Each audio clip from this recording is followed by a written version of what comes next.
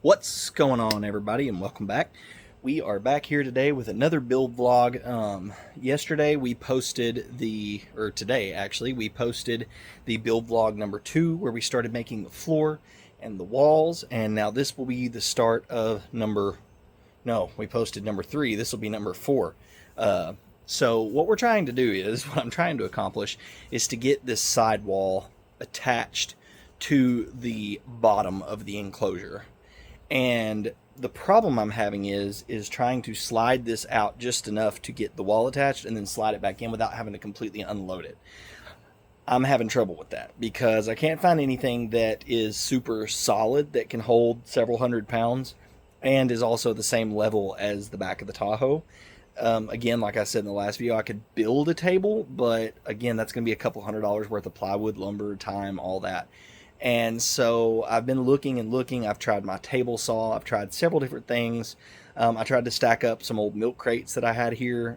But the problem is, once you get the bottom piece slid out, which the bottom piece probably weighs 100 pounds by itself, once you get it slid out and you get the wall propped up beside it to attach it, it's a little bit uneven. And trying to drill pilot holes and all that while that's all moving around is just not going to be possible. So I think at the very least what we're going to have to get done is we're going to have to get the floor, the walls, and the angled top pieces put on. So the only way I know to do that, unfortunately, is like this, because that is the only thing that I know of that's flat and strong enough to hold this while I'm drilling and moving and everything else. It's exactly where I built my last one. It's right there in the floor, and it's already working better. So I'm trying to figure out now if I'm going to leave it there or try to lift it again. I will probably just leave it right where it sits. The problem is when it rains, it goes underneath my garage door right here. So I may have to figure out something with that. But yeah, so that's where we're at right now. We're going to sit right here in the floor and build this thing right here in the floor, at least for the sidewalls. I think if I can get the sidewalls on, everything else will be good. I know it sounds crazy. I just don't want a bunch of Craig jig holes all in the bottom that I have to fill and do all that with. If I can attach these two walls like this, like from the outside going in, like if I can throw screws in this way, which is my plan, that just saves me so much time without having to fill a bunch of Craig jig holes. I don't mind Craig jigging, but it's filling the holes after and sanding everything out that I really don't enjoy. So we're just going to do this. You're going to watch me. Unfortunately, I'm going to be completely transparent. There's a little bit more of a gap than what I would usually like on my enclosures. It's not a bad gap, but it's going to be right on the edge of being able to bridge with, or being able to really squeeze wood glue in there.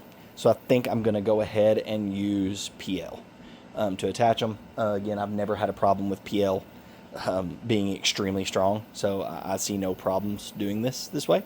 But yeah, so that's what we're going to do. I've got some PL loaded up. I'm going to go down there, drill some pilot holes, and we're going to get started gluing and screwing.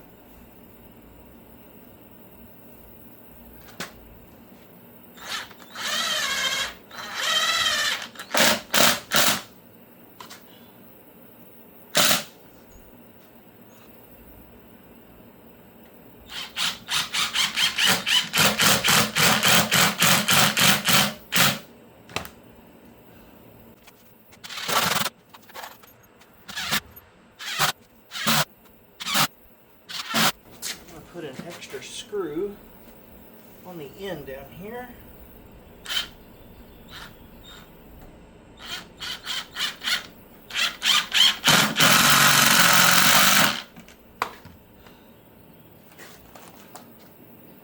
Yep, and that's going to do it. And what I like to do Let's take something, not my hand. Like I said, I had gloves bought, and I don't know what I did with them. Go ahead and run my finger along that bead.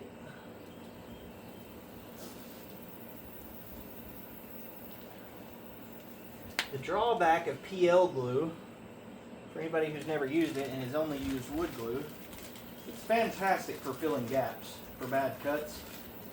However, it's not sandable.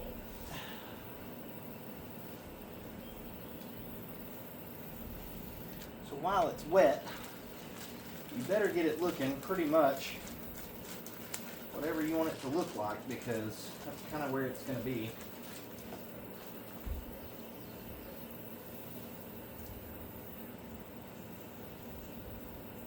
Alrighty.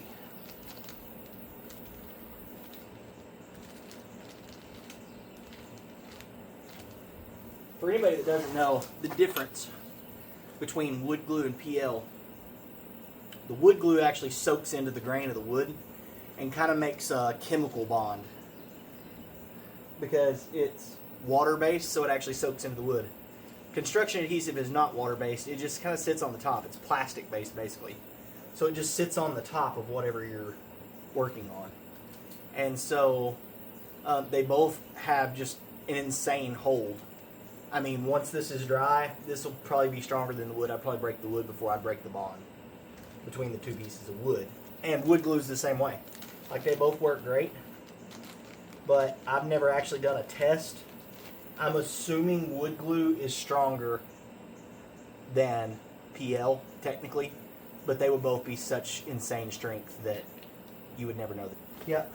See, and I got construction adhesive off my floor, on my floor. So that means if I would have left that, it would have definitely bonded to the floor. So thank goodness we did that. That is one wall attached. Now we have to make another wall. I'm going to go ahead and cut the video here until we get the other wall done, because you guys have already seen me make the floor and that wall, and this is literally just going to be the same thing.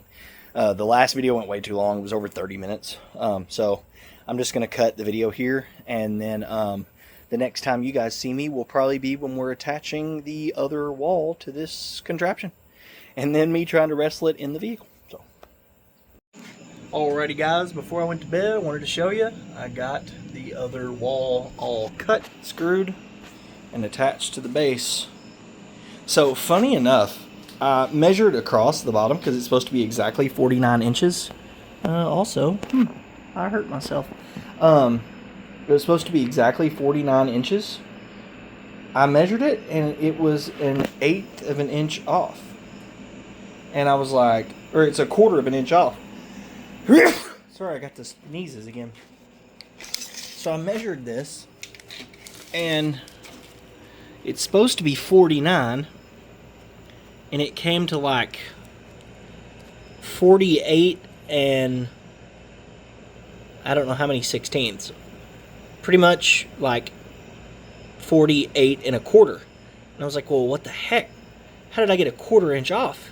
So I measured my bottom piece down here. Got a little glue splooging out right there. I measured my bottom piece, like this piece here, and was like, well, that's exact. And so I measured the whole thing again, and it's off. So I was like, oh, well, I must have got these pieces off. But then it dawned on me, I couldn't have got these pieces off. This is literally just 3 layers of 3/4 plywood stacked together. So I got to measuring these, and it's kind of crazy. These are supposed to be 3/4, and they're actually just short. I mean, just short of 3/4 of an inch. If I put my tape directly on it, the first one's like 1/2 of a 16th, and by here it's a 16th, and by here it's not quite an 1/8, but almost an 1/8 off. And if you have an 1/8 and an 1/8, that's almost 1/4 down here on the full width. Kind of crazy. It won't really affect anything, I don't think. Like, it's so minuscule that it won't affect tunings or anything. But it was one of those deals where I actually kind of like it, because I'm going to have to cut my front and back just a little bit short since I have 48-inch plywood. So it turns out it's not actually 48. it's 48 1/8. So I should only have like a 1/16 of an inch gap on either side that'll overhang. So that's going to work out just groovy. So you guys will see what I'm talking about when we start cutting the front and the back. I'm quitting for tonight. I did not quit early enough last night, and I'm really tired tonight. So tomorrow we will have 2 angled pieces that will go here. It'll start here, and they'll just have little angles to them. They're about 6-inch pieces that come on this side and that side and run all the way down the length of the box. And so we'll have a nice little angle in, and then we'll have a roof piece to cut.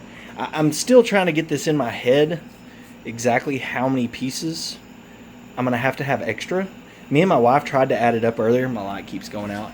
Me and my wife tried to add it up earlier, and I think it may be 2. I think maybe I only need 2 more sheets of plywood, because I have a bunch of half sheets now for making all these cuts.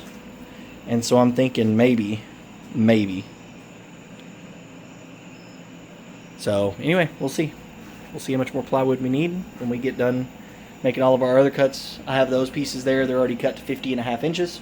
So that'll be enough. Those 2 little pieces there will be enough to do my little half pieces. And then I have 3 more pieces over there that I will need to cut the roof out of. And so I know those 3 pieces will get my roof piece. I'm actually only going to cut 2 of those pieces, because one of these half sheets will be segmented like every other piece that I've done so far. And so I'll segment in that piece. And yeah, so that should do my roof piece over there. So I'll use basically a whole sheet, and I'll have 2 little bit less than half sheets left over.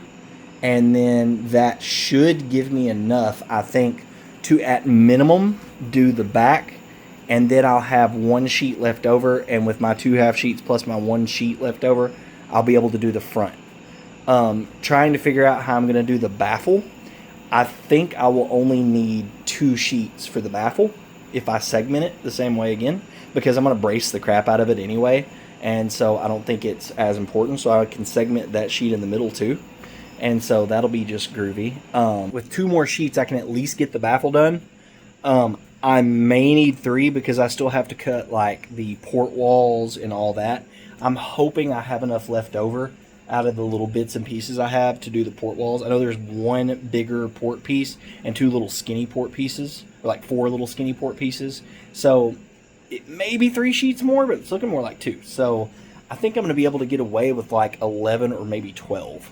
So 12 sheets of plywood would be just groovy. That's a lot better than 18 or 15 or even 14 like we thought.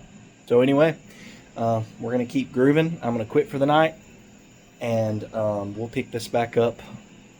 Not tomorrow, because I have bowling league tomorrow, but we'll pick this back up Friday. So hopefully by Friday we can get those angle pieces and maybe even the roof piece cut out. And at that point it will be time to slide it in the vehicle, because I think that's going to be about the max weight that maybe me and 1 or 2 other people can pick up on this, and that's about all I really know to come help me. I might get 4 people. I know if you got 1 big guy on each corner, we could probably just build this whole thing here and then just all lift it. But and I may do that. Like I said, I still haven't decided if I'm just going to build the whole thing out right here and then put it in there. It sure would be nice to be able to paint and everything before I put it in there. But anyway, we're going to keep grooving. Thank you for watching if you did. And yeah, hit that subscribe button, and I'll be back with more later.